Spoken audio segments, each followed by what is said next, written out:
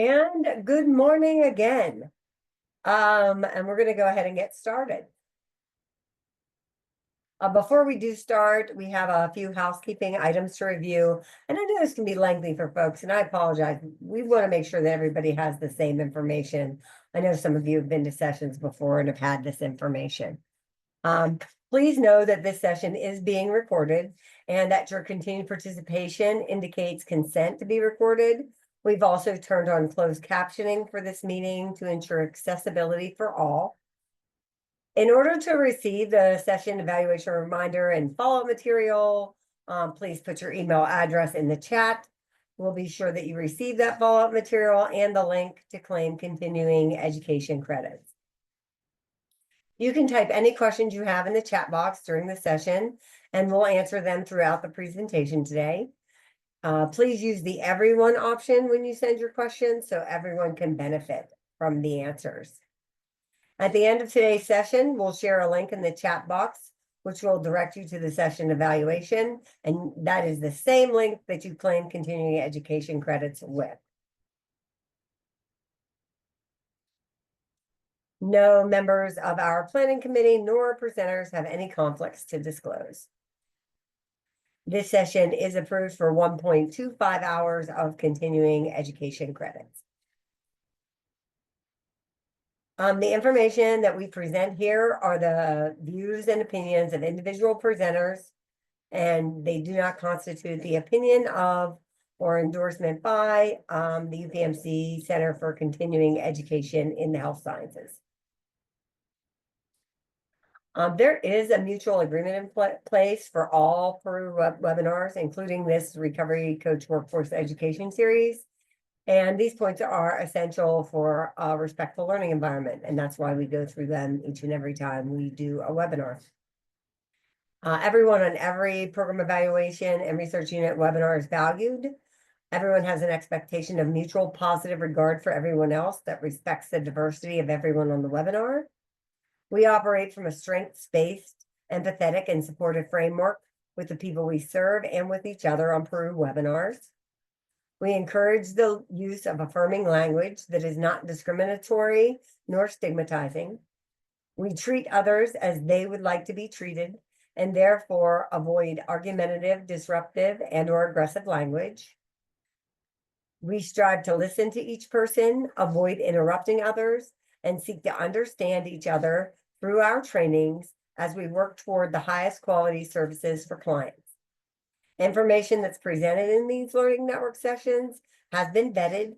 We recognize that people have different opinions, and those diverse perspectives are welcomed and valued. Questions and comments should be framed as constructive feedback. The learning network format is not conducive to debate. If something happens that concerns you, please send a chat during the session to the panelists, and we'll attempt to make room to address it either within the session or by scheduling time with you outside this session to process and understand it.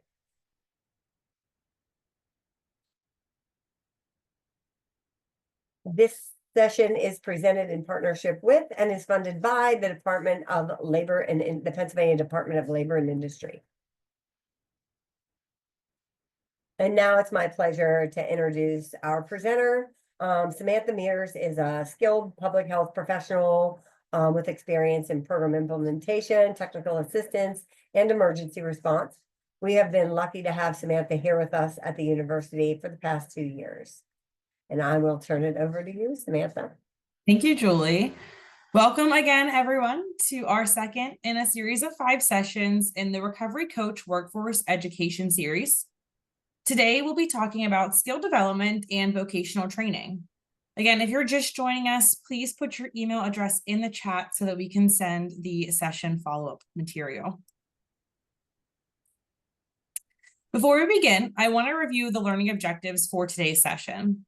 This training is designed to equip participants with the knowledge and skills needed to support individuals in recovery as they navigate vocational training and employment opportunities.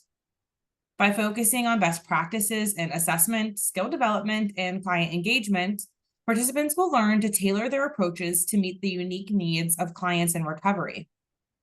Additionally, the training emphasizes effective strategies for connecting clients to job training resources and maintaining motivation, fostering sustained engagement with treatment and employment services.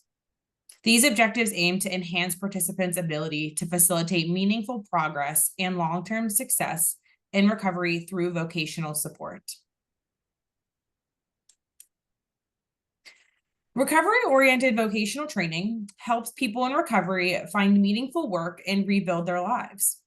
These programs focus on personalized support, matching job skills training to individual needs while addressing challenges like stigma, skill gaps, and family responsibilities. By creating supportive environments, they empower participants to overcome obstacles, stay employed, and thrive in their recovery journey. The goals of recovery-oriented vocational training are centered on facilitating social reintegration, empowering individuals in recovery to rebuild their lives through meaningful employment. These programs aim to improve employment outcomes by offering tailored job skills training and placement services while recognizing employment as a continuous process that supports long-term success.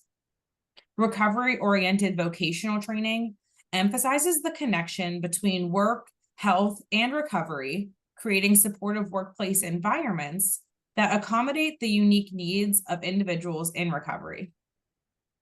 By addressing barriers such as skill gaps, unrealistic goals, and family obligations, these programs ensure individuals are equipped to overcome challenges and achieve sustainable employment. Furthermore, they focus on empowerment and self-efficacy, helping individuals gain the confidence and tools needed to pursue fulfilling careers. Ultimately, recovery-oriented vocational training seeks to promote long-term stability, recognizing that steady employment contributes significantly to sustained recovery, improved health, and overall well-being. Individualized approaches are essential in vocational training for individuals in recovery, as they acknowledge the unique skills, experiences, and challenges each person brings. Tailoring programs to these needs enhances employment outcomes and supports long-term recovery and well-being, as research shows that meaningful employment is a key predictor of sustained recovery. Recognizing that recovery and employment are dynamic processes, individualized training allows for adjustments that address evolving challenges, ensuring participants receive relevant and effective support. This personalized approach also promotes higher retention rates in both training and employment, leading to greater engagement and commitment to achieving career and recovery goals. So now I have a question for you all. What are some common barriers to employment in the clients that you serve? We'll talk about some of the common barriers in the next slide, but I want to hear from you. Feel free to put your response in the chat or raise your hand to be unmuted if you'd like to participate verbally. I see transportation, criminal history, housing, challenges with background checks, housing, transportation, past employment record, education. I see a hand up. Michael, you should be able to unmute. Hey, good morning. How are you? Good I know morning. some of the issues that are being faced actually for with the recovery community is those actually having issues with their background. A lot of people that have committed crimes, more like burglary or theft, and they now actually have that on their record, especially retail theft. It is a huge barrier for employment, especially actually with other retailers. They immediately actually see the name pop up actually on the retail theft database, and it's an immediate no. And other people also, burglary and theft is like one of the number one exclusionaries, and the number two actually happens to be, anything with a violent crime. Thank you for sharing. I see a lot of criminal background, criminal record in the chat as well. Gina, I see your hand up as well. You should be Yes, able to good unmute. morning. Good morning. So, what I've noticed is a lot of lack of employers' knowledge on how to read a background. A lot of individuals that are actually looking or applying for work, they're turned away because they have a background that's been something like some whatever charge, but it's not a conviction. So they're reading just the charge, even though that person was not convicted of that charge, but it's still on their background.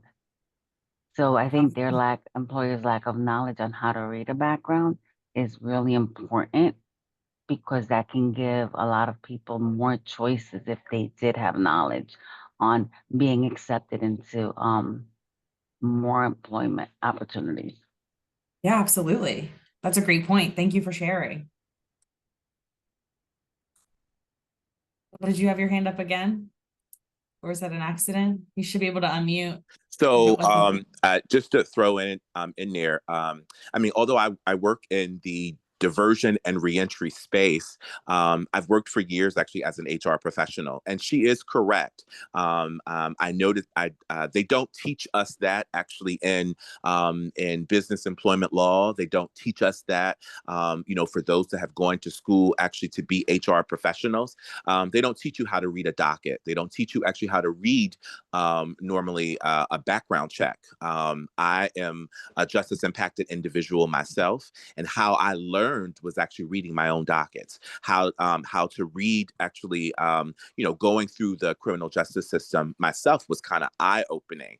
And so now that I work in the space of diversion and reentry, it's a lesson for me, but also I'm able to impart some of that wisdom onto my colleagues in my SHRM membership, my HR colleagues that I do job matching with for my participants, because that is actually a skill that is not being taught. They rely actually on third party background check administrators that normally give them a pass or fail, or an in-house HR team that actually looks at the record on a case-by-case basis.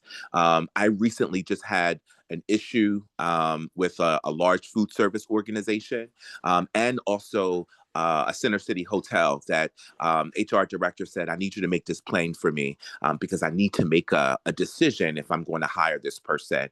So they could have the credential, right? The SHRM CP or the PHR credential, but it doesn't actually give them the skill or the knowledge to actually read what's actually on a docket and to understand criminal background. But they should know that you should be looking at the guidelines is always look at your look at your convictions and not the charges. Thank you so much. Again, I didn't even know that was a skill that people could learn. And so thank you for sharing that. So many good responses in the chat. Language I'm seeing, lack of support systems. Thank you for your participation. I'm going to go to the next slide where we talk about some of the things that we just mentioned in the chat that Gina and Michael shared. So like you said, we just talked about many of these barriers that can hinder a client's reintegration into the workforce. A criminal background, common among those with substance use histories, can limit opportunities as employers may hesitate to hire. Lack of experience and poor education skills further compound these challenges, making it difficult to compete in the job market. Physical and mental health issues, including those related to recovery, can affect work readiness and require ongoing support. Many individuals also struggle with perceptions of their work readiness, influenced by past substance use, and may lack the necessary skills and training for employment. Unrealistic job expectations can lead to frustration, while family obligations and the need for childcare can often compete with job search efforts. Societal stigma and discrimination against individuals in recovery add to the difficulty of securing employment, especially for those with tenuous job histories marked by gaps and short-term roles. Transportation challenges and the lack of reliable childcare can further complicate job retention. Additionally, individuals in recovery must often attend appointments and engage in practices critical to their recovery. Balancing these needs with work commitments can create significant stress and challenges, requiring tailored support to help maintain employment and stability. Another question for you all, how do you address the barriers to employment in the clients you serve, such as, transportation, stigma, all of the things that we just talked about? How do you help address those, or what resources do you connect people to?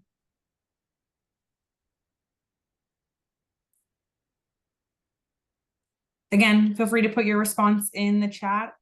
Raise your hand to be unmuted. Michael, go ahead. Although we have like I can use the word co-occurring.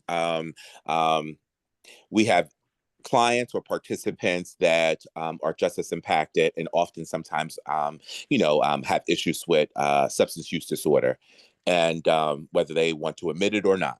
And we've now actually just adopted a wonderful tool for our division. We partnered actually with Honest Jobs. It's a reentry navigator, online navigator.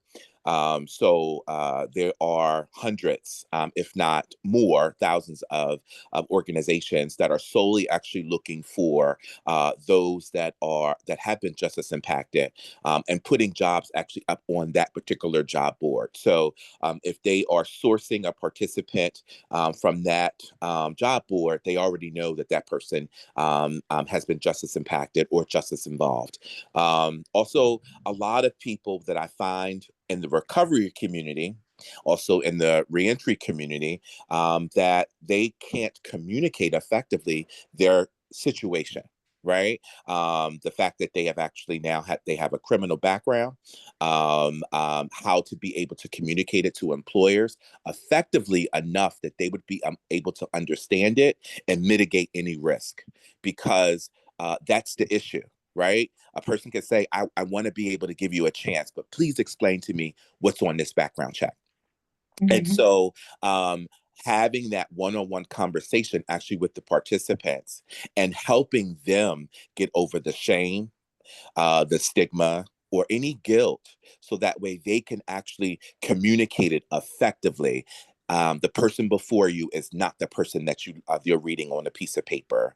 With treatment, and then also actually with community service or me serving my time, I am a different person. And so having them practice that, so then that way it becomes like second nature, that when they get into an interview in front of an employer, they ease their calm. Because once again, that is the key, mitigating risk actually for the organization. And if the participant / applicant can't do that actually in the interview process, then they won't actually get the second chance. Hey, and you're speaking to like making sure that they can speak to their criminal justice background, but also being able to speak to gaps in their employment history or short-term employment. That's also really important. Thank you for sharing. You're welcome. Mary, you should be able to unmute. Good morning. Good morning, Mary. So I actually work as a recovery and peer specialist in a mental health and drug and alcohol facility. I work with those who have this quite often, where you go and apply to many employers, and they say, yes, we hire those with criminal backgrounds. And then they find out that they don't get the job. I live in a very small town in Pennsylvania where we do have a few employers who will hire those with backgrounds. My facility where I work at, we do actually hire those with backgrounds. as a CRS or a certified recovery specialist, just so you have a chance to come out into, say, from jail. You do have to go through training. It is 2 weeks of training, so you can work with someone on the level of where you were to show that you do have a chance to build yourself up and show that, hey, this is where I was and this is where you can be. What are the barriers? Where I am, it shows, say, I'm from Johnstown, Pennsylvania, so we do have, we'll say, Lowe's and Home Depot. They do hire those with backgrounds. And you can go out and say, go ahead and apply, but we'll show, as I think it was Mike or Michael, sorry, how to, as he said, go through the application, go through different skill sets to show when you're coming out of prison or coming from a facility, how to build yourself up to be better in yourself. Right. And it's one thing if employers are saying, oh, yes, we do hire those with a criminal justice background, but it's one thing to say that they do, and it's another thing to actually do that. Definitely. So really combating societal stigma through employer education and promoting inclusive hiring practices is important. Definitely. So thank you. Yeah, no problem. Seeing a lot of other things in the chat, refer to Career Link, connecting them to transportation services, assisting with childcare, social support services, workshops. Having partnerships is really important. These are some really great points in the chat. Thank you, everyone, for participating. Temp agencies. Effectively communicating their skills. Education on how to fill out an application, really just like starting with the basics, how to build a resume, how to fill out the application. These are great. So speaking of stigma, we know it's a significant barrier to employment. So I thought it deserves special attention today. Before we really dig into some of this material, I thought it would be helpful to define a few terms so that we all have the same understanding from the start. So here you can see one definition of stigma that comes from an article about health-related stigma. Stigma refers to a societal process experienced or anticipated, characterized by exclusion, rejection, blame, or devaluation that results from experience, perception, or anticipation of an adverse social judgment about a person or group identified with a particular characteristic. Addressing stigma is important not only for improving individual well-being, but also for promoting inclusive and equitable workplaces. Bias is an inclination or preference that interferes with impartial judgment. Bias can be conscious or unconscious.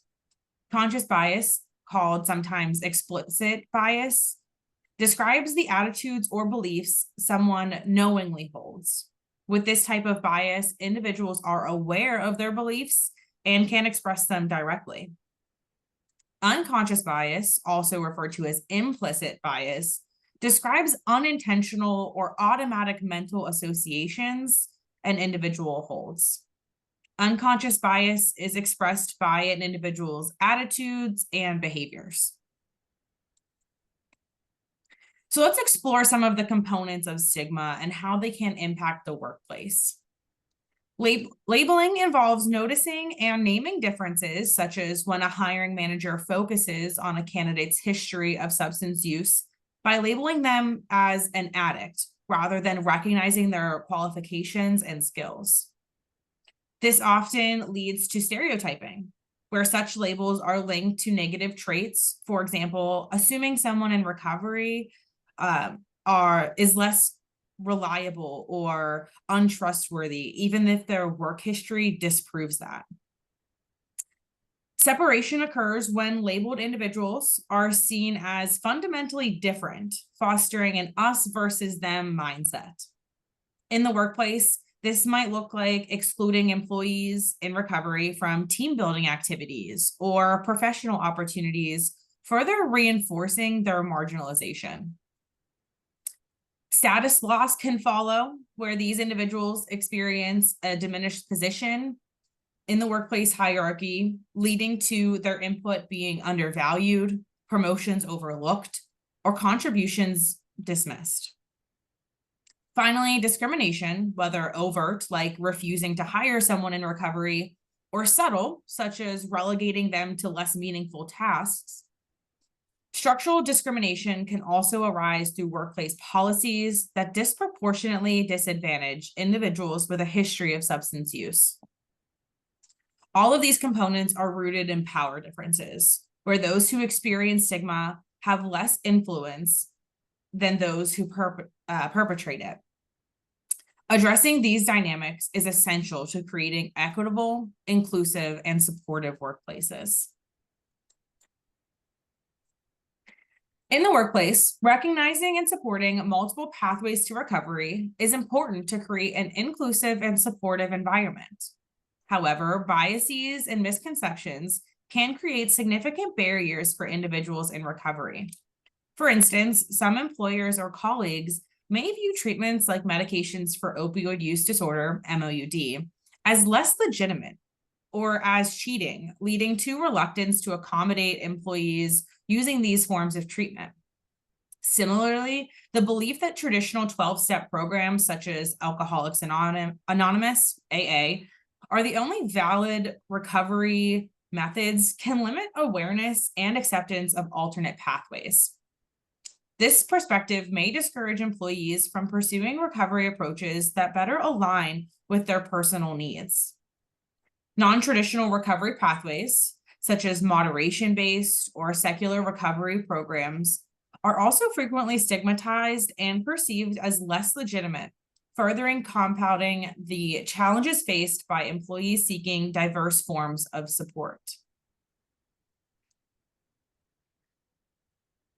Stigma can manifest in discriminatory practices, such as denying access to treatment or treating individuals poorly when they do seek treatment.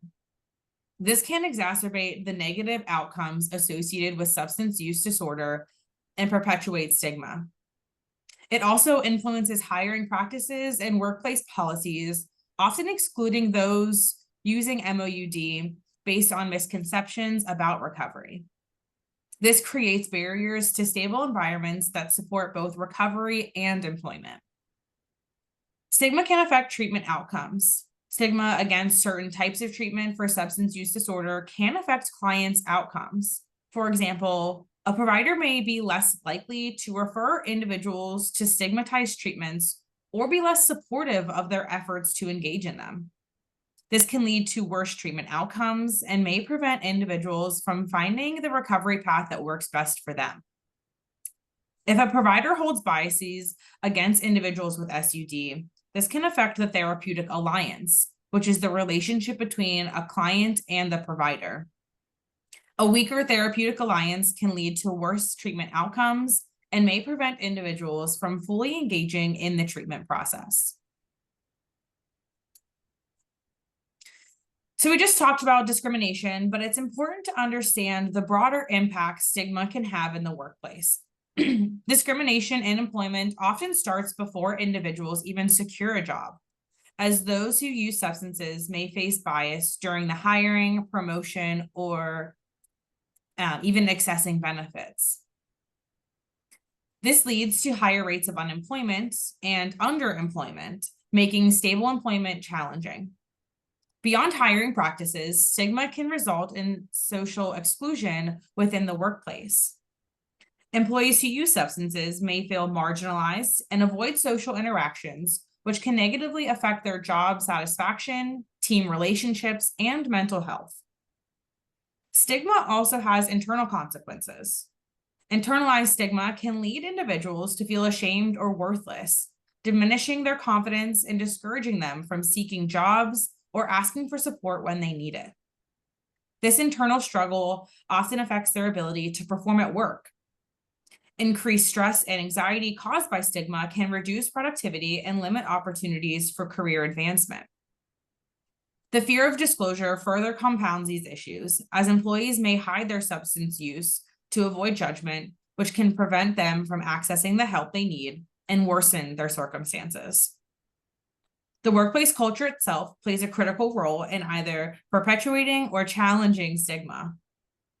Workplaces focus solely on productivity may inadvertently reinforce negative stereotypes, while those fostering inclusion and understanding can provide a supportive environment for all employees. Ultimately, stigma doesn't just affect individuals.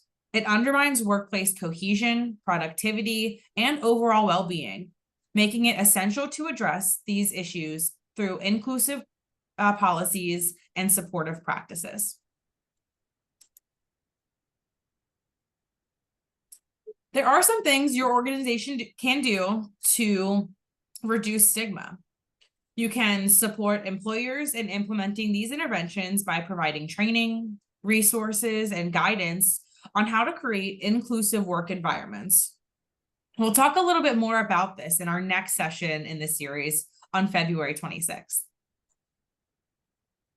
Education is a key tool for reducing stigma against those with SUD. By providing accurate information about substance use behaviors and challenging stereotypes and myths, education can help to reduce stigma and increase empathy towards individuals with SUD. One study found that increasing public knowledge about SUD and its causes can reduce stigma. Contact-based interventions involve bringing individuals with substance use disorder into contact with those who do not have a substance use disorder. This can help to reduce stigma by challenging negative attitudes and beliefs through personal interaction.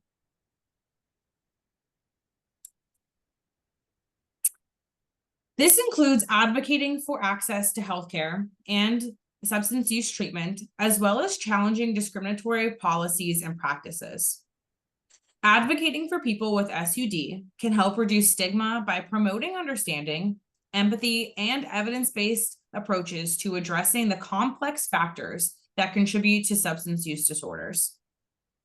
Organizations can support employers in implementing these interventions by providing training, resources, and guidance on how to create inclusive work environments. So now we'll move on to talk about how vocational training programs can enhance employment outcomes, particularly when they align with industry needs. Evidence indicates that such programs not only improve employability, but also contribute to higher wages and job satisfaction. In vocational rehabilitation, clients with SUD should develop skills to support their recovery and employment success. Self-advocacy skills empower clients to communicate their treatment preferences and advocate for their needs both in treatment and work environments. Coping strategies such as mindfulness and relaxation techniques help clients manage their stress, anxiety, and triggers. Job readiness skills, including resume creation, interview preparation, and understanding workplace expectations, are crucial for securing and maintaining employment. Social skills development enhances communication, teamwork, and conflict resolution abilities, creating positive relationships and professional networks. A solid understanding of recovery principles helps clients navigate setbacks and maintain motivation throughout their recovery journey. Financial literacy is vital for managing budgets and understanding benefits and navigating employment-related financial responsibilities. Finally, accessing resources enables clients to leverage community support, vocational training programs, and services to sustain both recovery and career growth.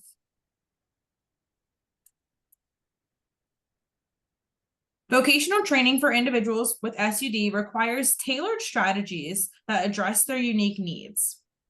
Integrating vocational rehabilitation services with substance use treatment ensures clients receive comprehensive support that addresses both their recovery and employment goals.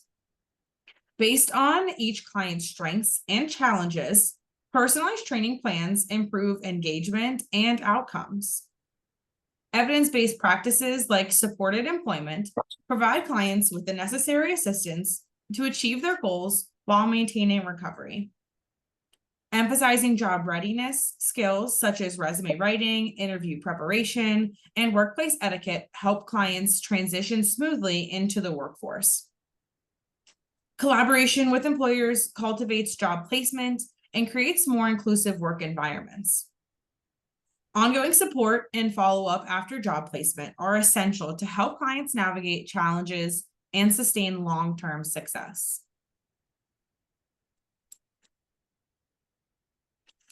So now we'll talk about some vocational assessments and discuss their purpose, importance, and how they can help identify the skills, strengths, and support needed for these individuals.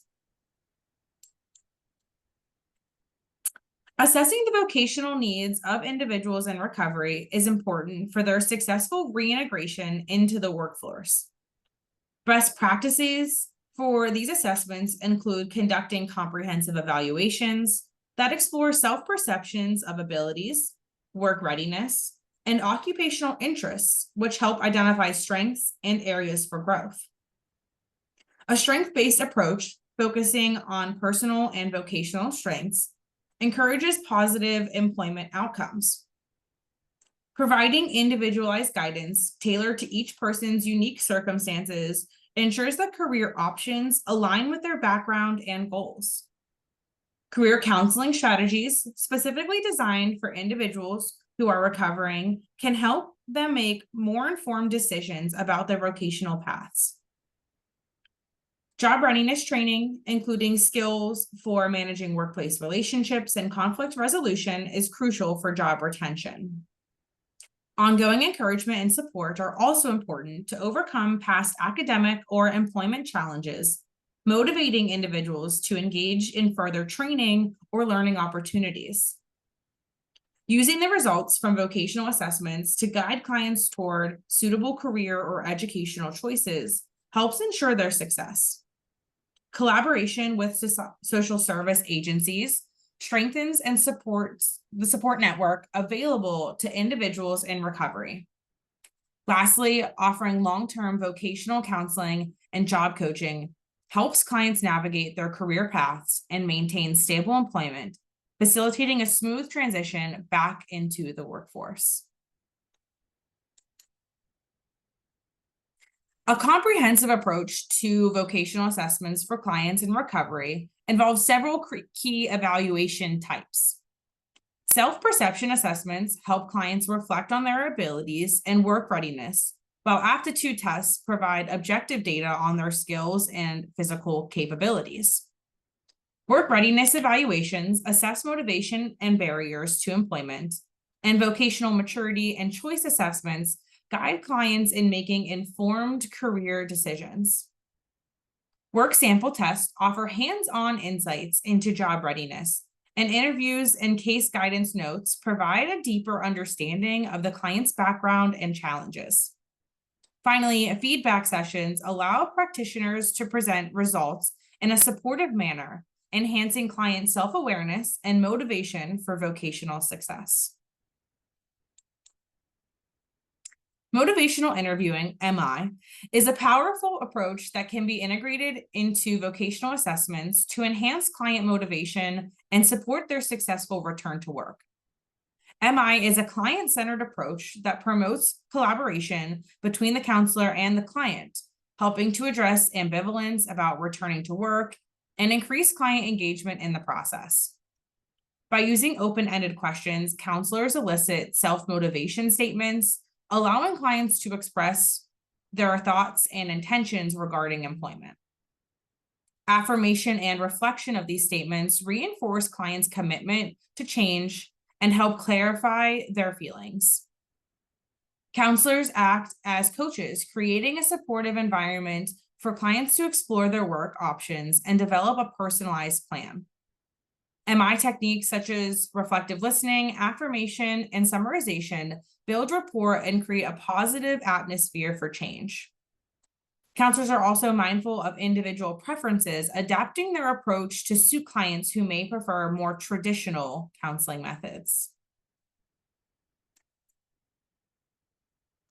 A trauma-informed approach to vocational assessment is essential for individuals in recovery from substance use disorders, as many clients may have experienced significant trauma that continues to impact their work readiness, self-esteem, and overall functioning. Assessments conducted in a supportive, non-judgmental environment allow clients to share their interests and personal concerns without being reminded of traumatic events. This approach emphasizes empowerment, involving clients in the assessment process and allowing them to express their preferences and concerns about employment opportunities.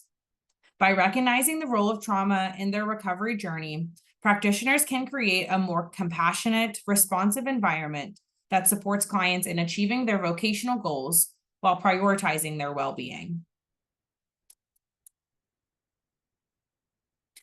Client-centered vocational goal setting is crucial for individuals in recovery. Vocational goals that align with a client's values and interests boost motivation, helping them stay committed to both recovery and career development.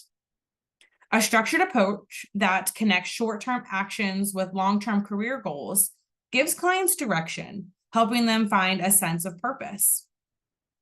Exploring a client's work-related values and past experiences helps create meaningful, personalized vocational goals that enhance recovery outcomes. Involving clients in vocational goal setting improves communication with recovery professionals, strengthening the therapeutic alliance essential for success. Recovery setbacks may require goal adjustments. Client-centered goal setting ensures flexibility, motivation, and relevance throughout the recovery journey. A balanced focus on both professional objectives and personal growth leads to a more fulfilling and sustainable recovery experience. Now that I've talked about all about stigma and how to assess vocational goals, I want to hear from you all again. How do you assess a client's vocational goals? Again, feel free to raise your hand, put your response in the chat. Michael, go ahead.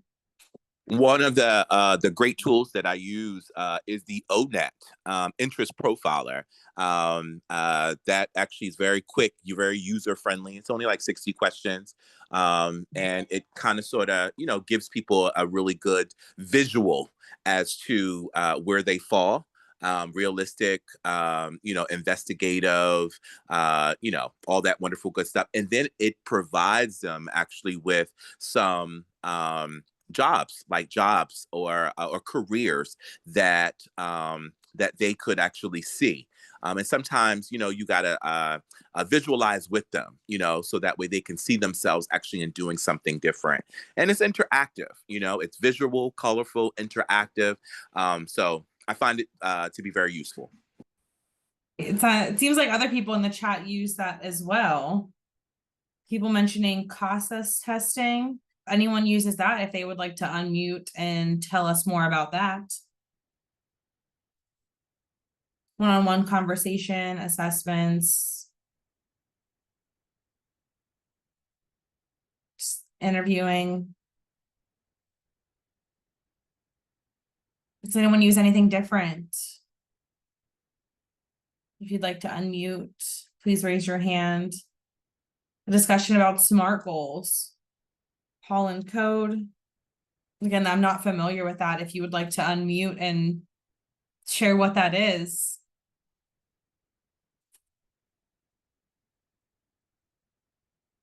Shane, go ahead. You should be able to unmute. Hello. Yeah, the Hi. Myers-Briggs personality test, I think, is a good one. Career coaches used to use, but it's kind of a psychology-based one, but you can get a pretty accurate informal assessment out of like a 16 and 20 question assessment, and it basically gives you the 4 points of your personality, they've been remarkably consistent over time for me. Over the course of 15 years, I've taken this thing like 5 to 7 times, and I've always gotten the same result. So it's kind of like DNA that way. And once you know, like whether you're an ENTJ, INTJ, and these are acronyms for different attributes of your personality, it gives you career clusters. And then from there, you have to kind of take the participant through the interview process. But I think they've been really useful for at least identifying kind of core skill sets and interests. So, Yeah, I love those. I think I'm a ESFJ, so I'll have to go back and look at what that assessment directs me to career-wise. So, yeah, but thanks yeah, they, for reminding me of that. yeah, I mean they're pretty broad. Like I said, it's too many options for one person to actually make a career decision from because they give you a list of like 150 occupations, and that's the same as no occupations psychologically. So you have to kind of sit with them and give them like narrow it down to 2 or 3 pathways, but it's helpful. Great, thank you. Other people mentioning Myers-Briggs, Road Trip Nation.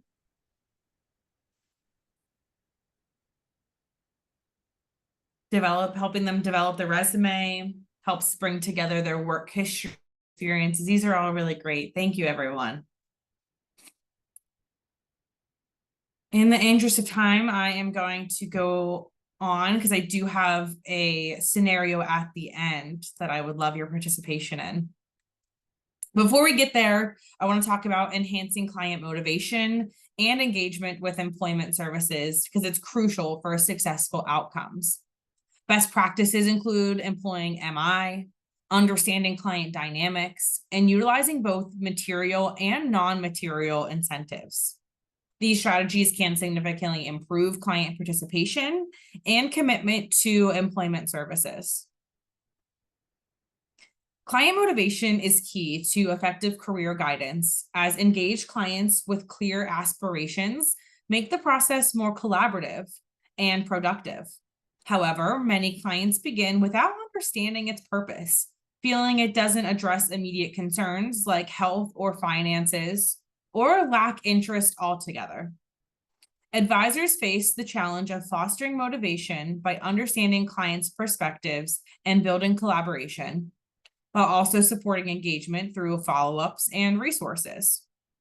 When motivation is nurtured, both clients and advisors benefit from more constructive and rewarding outcomes. Building strong advisor-client rapport is essential for increasing client motivation. Clients who feel understood and supported are more likely to engage in treatment and share their challenges, leading to better outcomes. Addressing perceived treatment needs is also key. Clients who recognize and feel their needs are being met are more motivated. Peer inspiration plays a significant role, as clients who see others succeeding in treatment are encouraged to engage. Organizational support, including effective communication and gender-responsive programs, enhances motivation. In summary, strong relationships, addressing needs, peer support, and organizational backing contribute to a more motivating treatment environment. We've already had a discussion about MI for use in vocational assessment, but now I want to talk about it in relationship to enhancing motivation and engagement. Reflective listening, a cornerstone of MI, involves actively hearing and understanding the client's perspective, which not only demonstrates empathy, but also creates a safe space for clients to express their concerns and aspirations. This approach builds trust and openness, encouraging clients to engage more fully in the process of change. Affirming client strengths, another critical MI strategy, involves recognizing and validating the client's achievements, skills, and positive attributes. By emphasizing their capabilities and past successes, this approach reinforces self-efficacy, helping clients to develop confidence in their ability to achieve employment-related goals. These strategies work together to empower clients, reduce resistance, and help build a sense of collaboration, laying the groundwork for a meaningful and sustainable progress toward their objectives. So now we're going to do a little exercise together that will allow us to practice. So as I read the scenario on the next slide and the one following, I want you to think about strengths, barriers, and goals of the individual and how you would best support them. So first scenario, Alex is a 35-year-old in recovery and has been in recovery for 18 months and is determined to rebuild their life. They are passionate about construction, have done renovation projects for family and friends, and dream of building a career in the field, but faces challenges due to a criminal background linked to past substance use, which limits their job opportunities. Alex is unsure how to take the first steps toward their goal. So first question, what strengths can Alex build upon to achieve their vocational goals? My colleague Julie just dropped in the chat the scenario again if you need to reflect on it. What strengths can Alex build on to achieve their vocational goals? Feel free to put your response in the chat, raise your hand. Michael, go ahead. What strengths can Alex build upon? Well, the strengths would actually be obtaining actually a degree or certification in construction. So I'm going to have to, ring the bell, the Jeb's bell. But, Orleans, if he's in Philadelphia, I would actually be giving him a tour of Orleans Technical College that actually has all of the building trades, construction, building management, electrical, plumbing, HVAC, and getting him the funding that's needed by way actually of the Pennsylvania Career Link. If you're a Montgomery County resident, the Department of Labor is actually giving you $4,000 for educational training. If you're a Philadelphia resident, they're giving you $6,000 for education training or certification. So I would start there first to ensure that he actually has a good fundamental or background. Then also have him looking actually at apprenticeships or pre-apprenticeships in areas of construction. Construction happens to be one of the number one. Construction, roofing, they are very re-entry and recovery friendly. So building a career in that area would be a gold mine actually for him. You just highlighted strengths, barriers, goals, resources. You just answered all my questions. Thank you. I tried. I see a lot of other people in the chat saying, his passion, their passion is a strength, their prior experience in construction. So now I'm gonna go to my next question, which is how can Alex address barriers such as lack of certifications? Michael, you mentioned getting apprenticeships, taking a tour of the local technical college. How can Alex address barriers?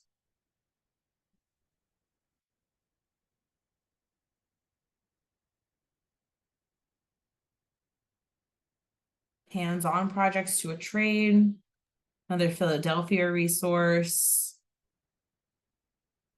Samantha, I just want to highlight one of the strengths that Brooke put in the chat because I think it's huge.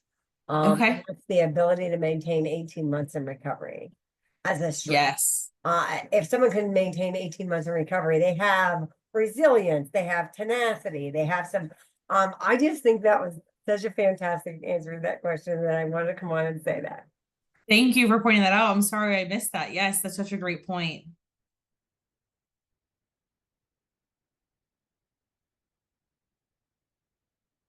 All right, my next question is what short-term and long-term goals could be set up to help Alex achieve their dream of working in construction?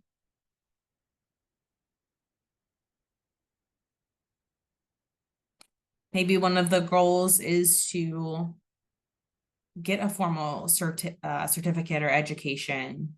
What other goals, short-term or long-term, could help Alex achieve their dream of working in construction? I know so many of the things have been mentioned. I'm trying to read through.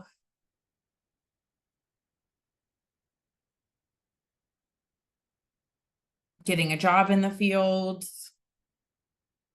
getting a certification in the field, start as a laborer, build up experience.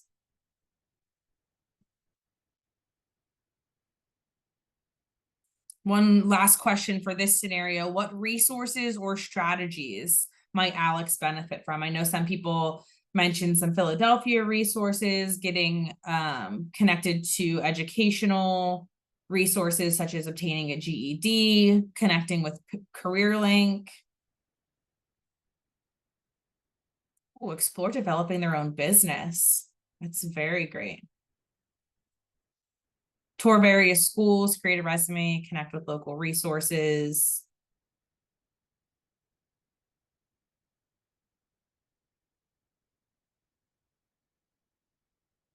Apprenticeships. These are great. Office of Vocational Rehabilitation. Fantastic. So think about these. We just talked about this in relation to Alex, but I'm going to give you another scenario and think about these similar questions. What strengths, barriers, goals, and resources could we help Maria with? Maria, a 28-year-old single mother, is passionate about pursuing a nursing career to provide a better future for herself and her child. However, she faces challenges, including an incomplete GED and managing childcare on a tight budget. Despite these obstacles, Maria is motivated and has a natural ability to care for others. She is eager to find a way to overcome these barriers and achieve her goal, but needs guidance on balancing her responsibilities and taking the next steps in her career. Again, Julie will drop that in the chat. But what strengths can Maria leverage to overcome the challenges in pursuing a nursing career? Again, it is in the chat if you need to reference the scenario. Please feel free again to unmute. Thinking about strengths here first. What strengths can Maria leverage to overcome the challenges in pursuing a nursing career? Feel free to raise your hand, put your response in the chat. What strengths does she already have? Her passion, perseverance, motivated, caring, passion again.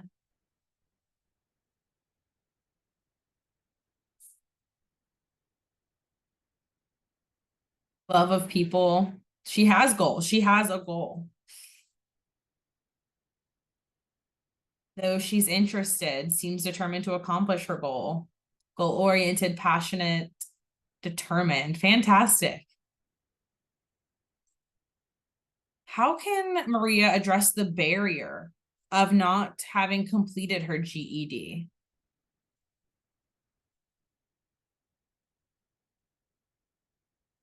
GED classes, apply for subsidized childcare during school hours or for part-time work.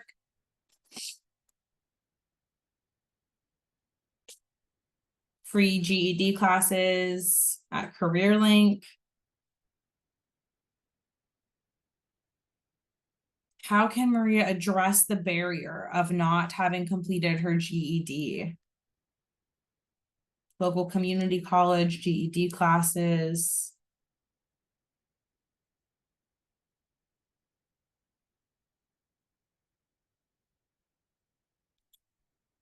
What short-term goals can Maria set to begin working toward her nursing career? What short-term goals can she set?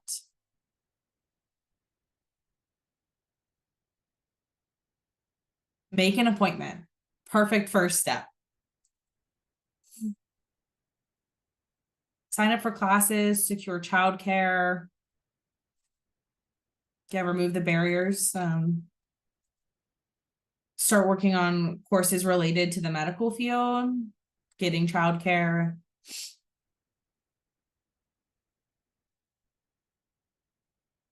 A timeline for GED attainment.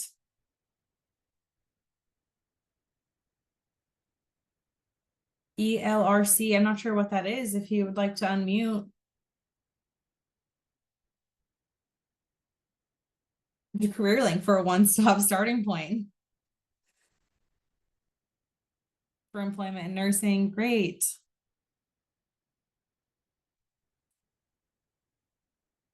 What resources or support services could help Maria manage childcare and pursue her education?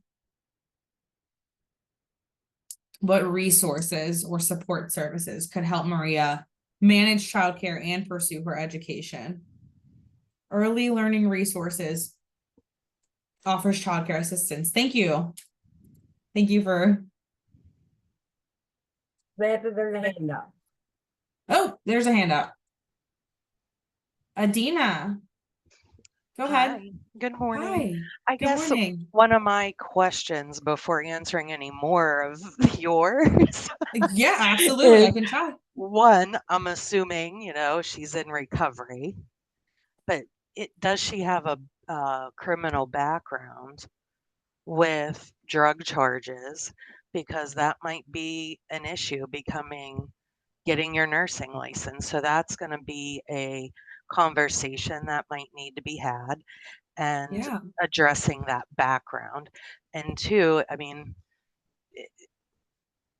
is nursing, that career and the stress of that career, going to be a trigger for her? Like, could it cause a relapse? So those are just conversations that she may need to have with, like, maybe her OVR counselor or her case manager, that type of thing. Because in Pennsylvania, I'm just saying this because I was a OVR counselor and I had a Yeah. drug and alcohol caseload, and I had people in the PNAP program. So those were, if anybody knows what that is, it's like the Pennsylvania Nursing Assistant Program. So they would have special, I don't know, requirements to reach in this program in order to get their nursing certification. I mean, I don't want to go into it and take up time, but that's just No, you're questions that fine. I would want to know. Right. No, Sorry. that's such a good point. But so, like, again, now I have a question for you. If this is something you would want to know that she maybe hasn't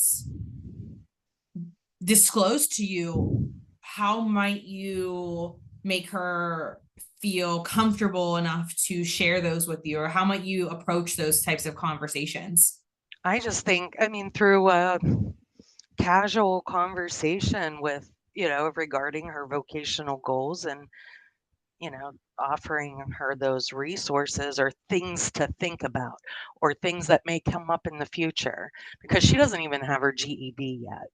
So if she gets her GED and may go through other vocational assessments and be like, Yeah. oh, well, maybe I would like to do this instead. Maybe not necessarily a nurse, but, something else like I don't know, phlebotomist or something. But Yeah. Something I'm still just in the saying, medical field. yeah, right. But That's a I great think just point. through a conversation and developing trust and respect between you and her, and wanting to help her reach her goal, because you don't want to Yeah. waste time and money for schooling. And stress of Yeah, nursing school. right. Someone mentioned maybe starting in home care, or you mentioned even phlebotomy, to start to get a little taste of what that career in the healthcare field might look like. So, such a great point. Thank you for bringing that up. Yeah, and the other thing too, one couple things that I have done in the past is actually have them job shadow a nurse if it was being permitted. And during that job shadow, ask that nurse those questions. Where did you go to school? How much schooling did you have? Mhm. What do you like about this? What's the worst thing about this? So, Right. just saying.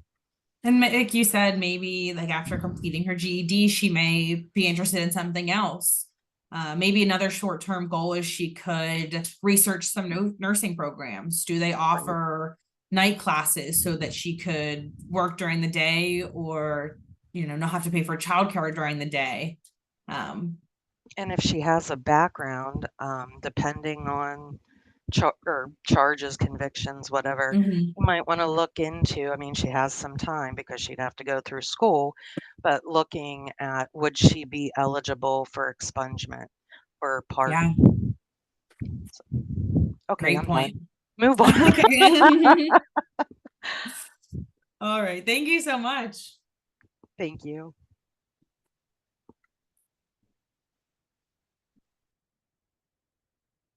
Great. Thank you, everyone. Trust building, motivational interviewing, looking for some other things in here, connection to transportation if needed. It's hard to beat shadowing for assessing your own personal commitment to a career pathway. Not every industry does this. That's very true.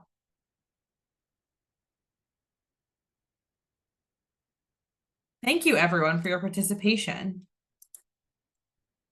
I think Alex and Marie are going to be very well supported if they're supported by you all. Are there any questions related to any of the material that we talked about today? Stigma, assessment, motivational interviewing.